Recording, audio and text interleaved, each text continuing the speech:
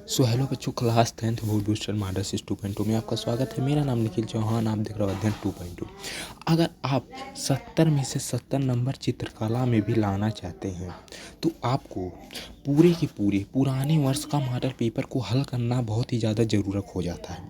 और इस पेपर को मैं हल करा रहा हूँ, जो को आपके पुराने वर्ष 2023 में पूछा गया था। इस पेपर को अगर आप हल कर लेते हो तो कोई भी ऐसा क्वेश्चन नहीं होगा जो कि आपको 2024 में देखने को ना मिले। ये पेपर आपको पूरा अनुभव मिल जाएगा कि इस बार हमारा पेपर कैसा आएगा, क्योंकि जानते हैं ये पेपर जो है हमारा पिछले वर्ष का है। और इस पेपर को मैं हर एक क्वेश्चन को हल करूँगा जिससे आपको हर कोई भी डाउट ना बचे। जैसे कि बच्चों, मैं अपना पहला क्वेश्चन शुरू कर देता हूँ, जिसके अंदर सबसे पहला क्वेश्चन क्या है उससे पहले मैं बता सकता, यहाँ पे आपको कुछ इम्पॉर्टेंट बातें पढ़ने के लिए आते हैं, तो इसे भी आप पढ़ लीजिएगा कि इसमें से भी यही सब लिखे रहते हैं कि आपका पेपर 15 मिनट में आपको प्रश्न पत्र को पढ़ने के लिए मिले रहते हैं और आपको 20 बहुविकल्पी प्रश्न मिलेंगे और एक ड्राइंग बनाने को मिलेगा, यही लिखा रहता है। तो उन सबको आप पेपर में पढ़ करके टाइम मस्ट वेस्ट कीजिएगा, मेरा यही सुझाव रहेगा। आप सीधे क्वेश्चन पे कूदिएगा और क्वेश्चन को हल करना शुरू कीजिएगा, और जब क्वेश्चन पूरा हल हो जाएगा तब आप जाओ उसको पढ़ लीजिएगा अगर टाइम बचे तो। वरना मैं सजेस्ट करूँगा कि बोर्ड एग्जाम में आप सीधा अपने क्वेश्चन पे ज़्यादा ध्यान दें। जैसे पूछा है कि प्राथमिक अथवा मुख्य रंग कौन कौन से हैं, तो प्राथमिक अथवा मुख्य रंग हमारे कितने होते हैं, तो प्राथमिक अथवा मुख्य रंग हमारे पूरे के पूरे 3 होते हैं। इन तीनों में से अगर हमारा लाल, पीला, नीला, ये तीनों ऐसे रंग हैं जो कि हमारे कैसे होते हैं, प्राथमिक अथवा मुख्य रंग। प्राथमिक बोले या मुख्य रंग, तो ये हमारे जो तीनों रंग होते हैं कैसे, प्राथमिक भी होते हैं, मुख्य रंग भी होते हैं, ये तीनों रंग। तो इसका करेक्ट आंसर बी करेक्ट हो जाएगा। उसके बाद दूसरा क्वेश्चन क्या है, दूसरा क्वेश्चन ये है, पूछा है कि हमसे क्या पूछा है कि लाल रंग में नीला रंग मिलाने से कौन सा रंग बनता है। तो लाल रंग नीला रंग मिलाने से कौन सा रंग बनता है, ऐसे क्वेश्चन को अगर आप करना है तो आपके पास 2 रंगों होंगे, उन दोनों रंगों को मिला दीजिएगा, तुरंत आंसर पता चल जाएगा।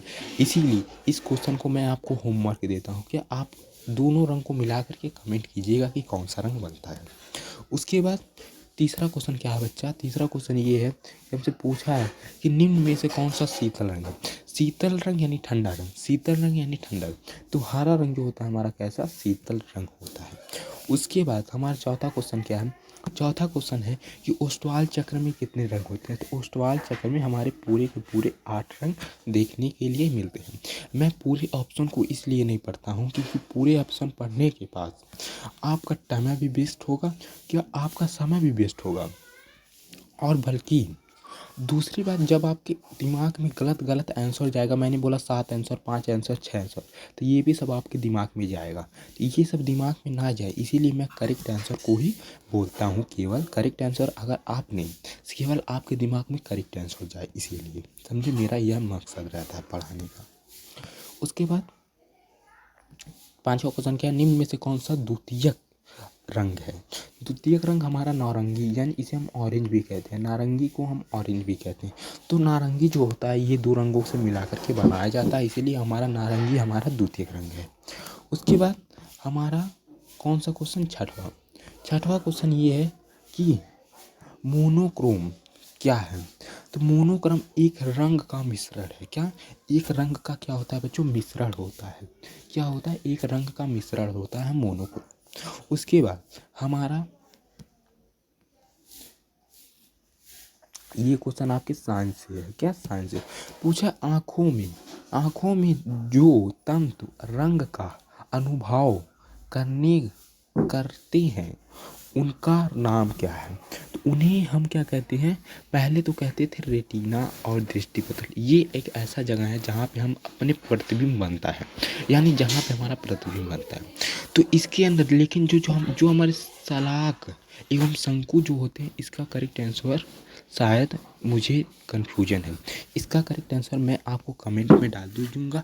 अगर आपको इसका आंसर मालूम हो तो आप कमेंट कर देना। इसका आंसर मैं नहीं बता सकता क्योंकि मुझे कन्फ्यूजन है थोड़ा सा। तो नेक्स्ट वीडियो में मैं इसको उस क्वेश्चन में डाल लूँगा और मैं बता दूंगा कि इसका सही आंसर क्या है। उसके बाद 8वां क्वेश्चन क्या है बच्चा, 8वां क्वेश्चन ये है, इस क्वेश्चन को मैं पेंडिंग में डाल देता हूँ, इस क्वेश्चन को मैं पेंडिंग में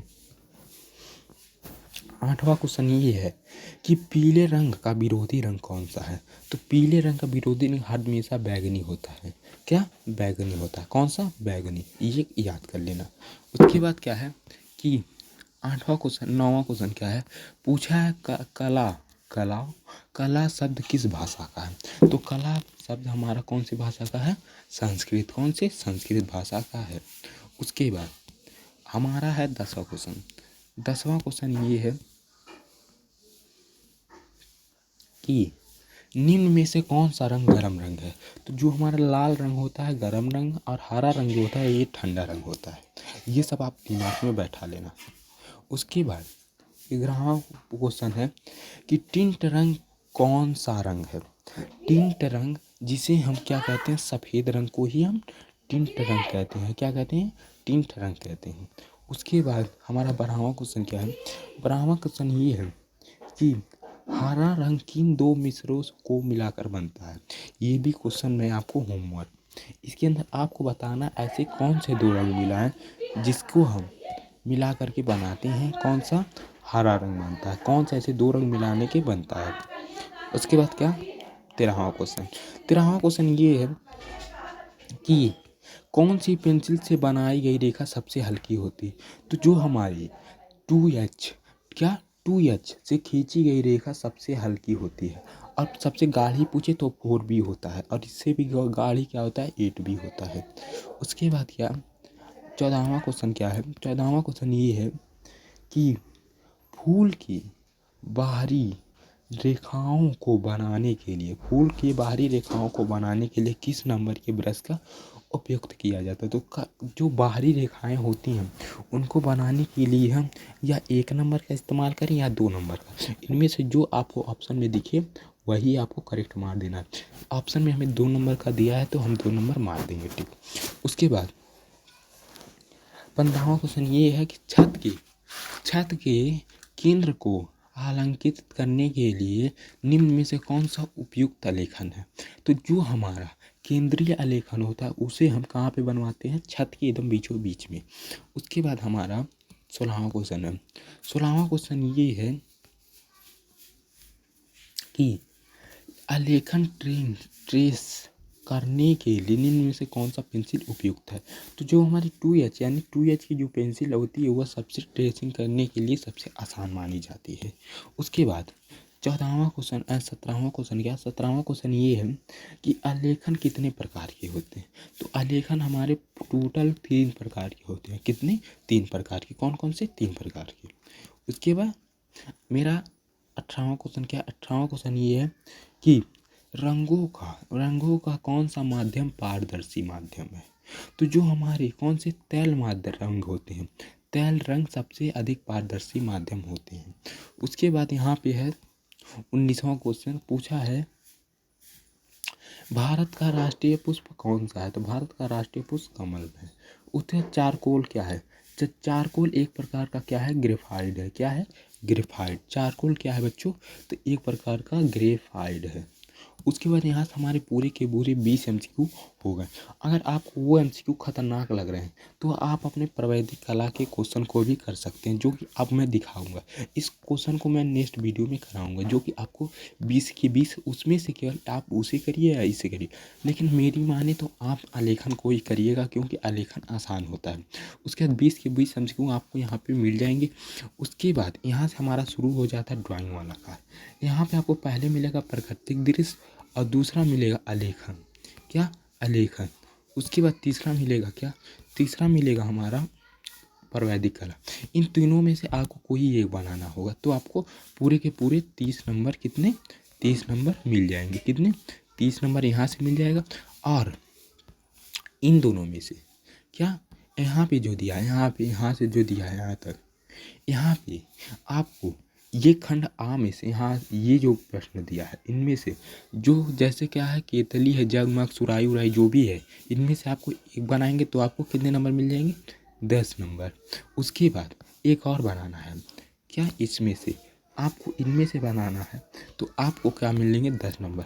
पूरे के पूरे आपको 2 शेडिंग वाला ड्राइंग बनाना है। क्या? 2 शेडिंग वाला, 2 शेडिंग तो आपको 20 नंबर मिल जाएगा। और एक आलेखन, तो 50 नंबर यहाँ से फिक्स हो जाएगा, 50 नंबर और 20 नंबर वहाँ से एमसीक्यू से, पूरे के पूरे 70 नंबर आपके फिक्स हो जाएंगे। और आशा करता हूँ ये वीडियो आपके लिए बहुत ही ज़्यादा यूजफुल रहा होगा। और आपका इसके प्रति सुझाव क्या है, और जो क्वेश्चन को मैंने छोड़ा है उसका आंसर अगर आपको मालूम है तो कमेंट कर देना, वरना मैं तो हूँ ही उसे बताने के लिए आपके नेक्स्ट वीडियो में। उसके बाद ये चैप्टर जो और भी मैं और प्रकार के चैप्टर को पूर्णतः हल कर रहा हूँ, तो जाइए उसे भी देखिए, और किसी भी प्रकार का डाउट हो तो ज़रूर पूछिए। मिलते हैं नए वीडियो के साथ, नए वीडियो में। Thank you so much.